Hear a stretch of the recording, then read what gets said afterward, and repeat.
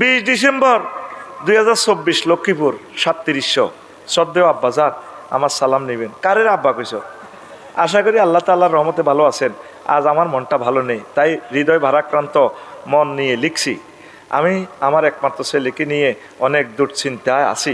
আমার ছেলে ছোটবেলা থেকে চুরি করার অভ্যাস, এখন বড় হওয়ার পরেও সে একই কাজে লিপ্ত। সম্প্রতি সে আবারও মানুষের ঘরে এবং দোকানে চুরির মতো বদভ্যাস ও খারাপ কাজের সাথে জড়িয়ে পড়েছে। এর ফলে দিনের পর দিন আমি মানুষের কাছ থেকে অপমানিত হচ্ছি।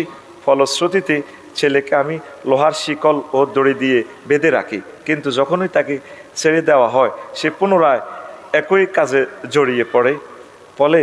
ফলে এই সুযোগে শত্রুরা আমার ক্ষতি করার চেষ্টা করে। অতএব সন্তানের কল্যাণার্থে আপনার নিকট দোয়া কামনা করছি।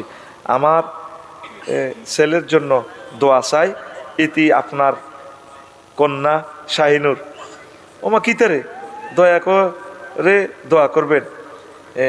ইয়াসিন আরাফাত জুবাইর। তোরা এ শাহিনুর নামে আমার কোনো মাইয়া আসেনি, এসিডি কার কাছে লিখছে?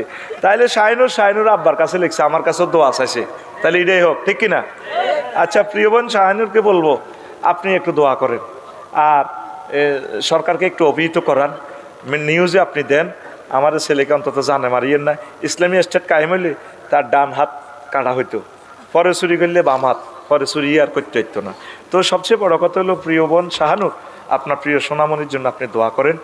আর আপনারা এই সন্তানকে আপনারা বুঝাইবেন, পুলিশ প্রশাসনও একটু বুঝাইবে, তারপরে সমাজসেবা অধিদপ্তর সহ আইন সহায়তা কেন্দ্র যেখানে আছে সবাই তার জন্য দোয়া করেন, বুঝান। আল্লাহ আমার প্রিয় সোনামণিকে চুরি থেকে তুমি হেফাজত রাখো, আল্লাহর ভয় তার দিলে জাগরুক করে দাও, পড়ে আমিন। প্রশ্নই তো করছ 20-30 গা, আরে মারিয়ে লিছ। কাল্লে আবার ওয়াজ করি কেমনে রে, কথা আসেনি আর না দোয়া। আল্লাহুম্মা আমিন। রাব্বানা যালামনা আনফুসানা ওয়া ইল্লাম তাগফির লানা ওয়া তারহামনা লানাকুন